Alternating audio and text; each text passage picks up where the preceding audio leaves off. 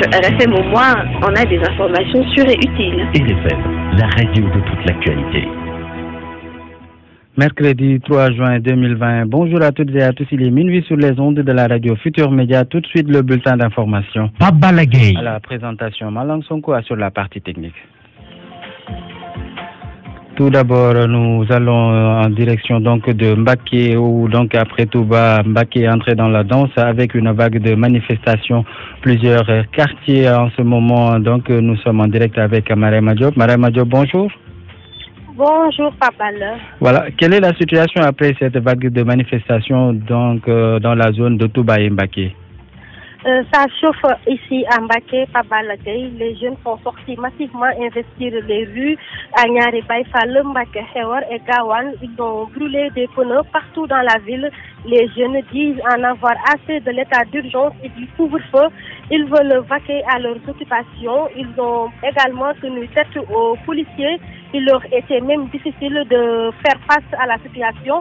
Et Pabal, il faut savoir que c'est pas seulement à Mbaké, à Touba également, dans plusieurs quartiers, les jeunes sont en train de manifester actuellement à 28 de Corniche et Ndamatou. Ils exigent tout simplement la levée des restrictions. Il faut noter aussi qu'il y a plusieurs arrestations et des blessés parmi les manifestants. Pabal, nous sommes actuellement en direction de Touba pour voir la situation actuellement, Pabal. D'accord. Merci beaucoup, Marema. Et donc, nous vous gardons en repérage dans nos prochaines éditions. Nous quittons Mbaké, direction Tambacounda, où les jeunes en plus donc d'investir les rues, ont brûlé des pneus pour exiger la levée immédiate du couvre-feu après 3 mois de confinement partiel sur les lieux. Les forces de l'ordre ont répondu à la hauteur de leurs moyens pour mettre fin à ces manifestations inopinées. Moussa Amargué, compte rendu. Tambacounda, la situation se complique davantage entre les jeunes et les forces de défense et de sécurité. Les manifestants qui disent en avoir marre du prolongement de la période du couvre-feu ont brûlé des pneus ici et là entre Gourel Diadji et Garage Kotiari Plateau en passant par le rond-point du quartier Pont. Tout est parti des affrontements hier dans la soirée au quartier Kanevetan entre les jeunes et les forces de l'ordre. Il a fallu l'intervention des sapeurs-pompiers pour éteindre les flammes et dégager les gros morceaux de pierre sur la route. Pour rappel, la sortie musclée des conducteurs de taxi moto Jakarta la veille de la Korité qui a abouti à une reprise de leurs activités a inspiré plus d'un. Pour l'heure, des manifestants sont interpellés et placés en garde à vue à la police. Moussa Omargué, Tambacounda, Radio Futur Média. Merci beaucoup, Moussa Omargué. En bref, non convoqués Barthélémy Diaz se rend tout de même à la section recherche aujourd'hui.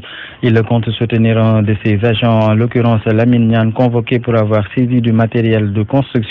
La mairie, pour sa part, juge qu'il s'agit d'une construction irrégulière sur ce qu'elle appelle le domaine public maritime. Occupation anarchique du littoral dans la capitale, les ministres autant pour moi de l'environnement, des mines et de l'hygiène publique unissent leurs forces pour mettre un terme à ce phénomène. En visite sur la corniche ouest et la colline des Mamelles, les autorités annoncent un projet de loi interdisant la construction sur le littoral de manière anarchique. Omar Mbow était de la délégation.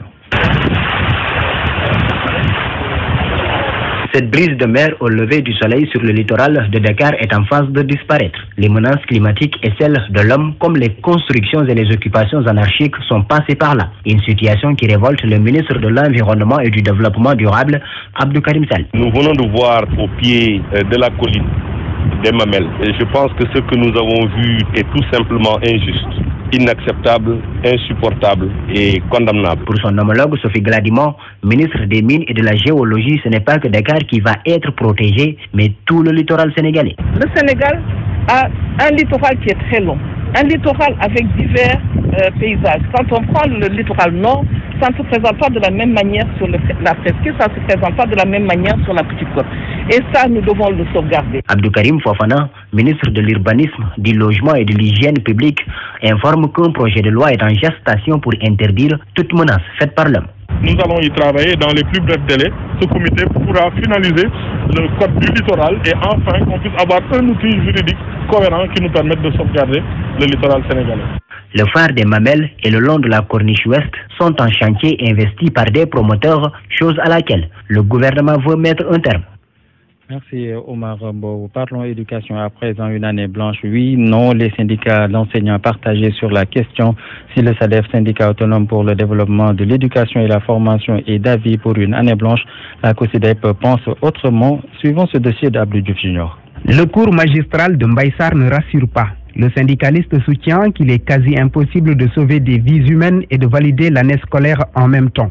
Il est le secrétaire général du SADES, le syndicat autonome pour le développement de l'éducation et de la formation. En ce qui concerne notre organisation syndicale, le président de la République doit trancher le débat en sifflant la fin de la réclamation, en prenant son courage à deux mains pour décréter une bonne fois pour toute l'année blanche. Parce qu'encore une fois, une année blanche dans un contexte de pandémie n'est pas une honte pour une république. Parce qu'on aura compris que le président a choisi de sauver les vies humaines plutôt que de se concentrer à vouloir sauver l'année scolaire. Ce n'est pas une bonne idée, selon Cheikh Mbow de la COSIDEP. Il pense qu'il est impératif de trouver les moyens de sauver l'année. Prendre en tout cas l'option d'une année blanche ou d'une année invalide, ça va être la dernière chose à faire. Donc nous devons évidemment tous tout mettre en œuvre, faire preuve de créativité à part d'échanges pluriels pour pouvoir trouver des alternatives. S'il y a une forte volonté politique, nous pensons évidemment qu'on pourrait échapper à ce scénario d'année blanche. Mamadou Youri Saleh et ses collègues espèrent détenir la bonne solution. Voici la proposition des chercheurs du Centre de recherche en éducation, formation et sport de l'UGB. De remettre la rentrée jusqu'au mois de septembre, de prolonger l'année jusqu'au mois de novembre et de suspendre tous les enseignements présentiels jusqu'au mois de septembre et de reprendre au mois de septembre, octobre pour achever l'année 2019-2020 avec tous les élèves sans discrimination et tout le programme complet, éducation physique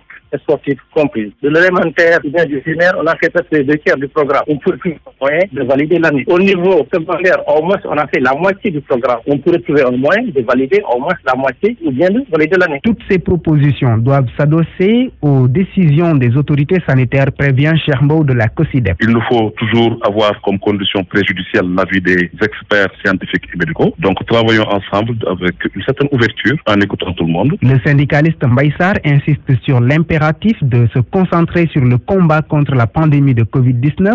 Pour lui, l'option d'un retour à l'école n'a pas été une bonne idée. Merci Abdou Diouf Junior. À Madiaye Sall, ce n'est plus le parfait amour entre les enseignants et la direction. Autant pour moi, 4 mois d'arriérés de salaire et la régulation des versements à l'EPRES et la caisse de sécurité sociale. Les principales revendications donc des enseignants, la direction de l'établissement pour sa part botte tout en touche et parle de revendications sans fondement, nous dit Amadou Sabarba. Très remontés contre leur direction, des enseignants du cours privé Madiaye Sall de Dakar exigent le paiement de 4 mois d'arriérés de salaire.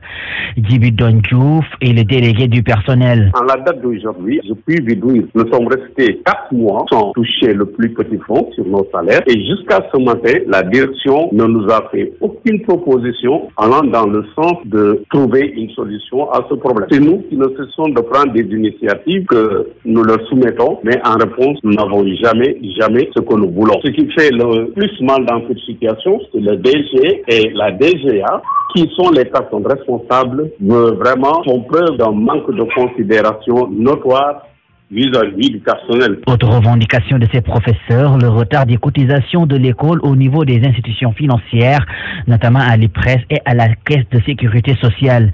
L'imam Laïdem enseigne à Madiaye Sall depuis plus de 26 ans. L'école non seulement ne pas de l'argent, mais l'école n'est pas encore en règle avec les institutions de prévoyance sociale, notamment l'IPRES, la Caisse de sécurité sociale et les IPM. Donc c'est une situation que nous déplorons vivement. Interpellé, la direction des cours privés Madiaye Sall informe que ces accusations n'engagent que leurs auteurs et ne trouvent pas opportun de polémiquer avec un groupe fractionniste. La directrice générale adjointe précise que l'école est en train de se battre pour relever le défi de la réouverture des classes compromises par le coronavirus. Amadou Sabarba, et c'est tout pour ce bulletin d'information. Merci d'avoir écouté. Bonne suite de programmes sur la radio de toute l'actualité. L'info revient à partir de 1h du matin avec le flash en Wolof. À suivre donc dans un court instant la sélection musicale.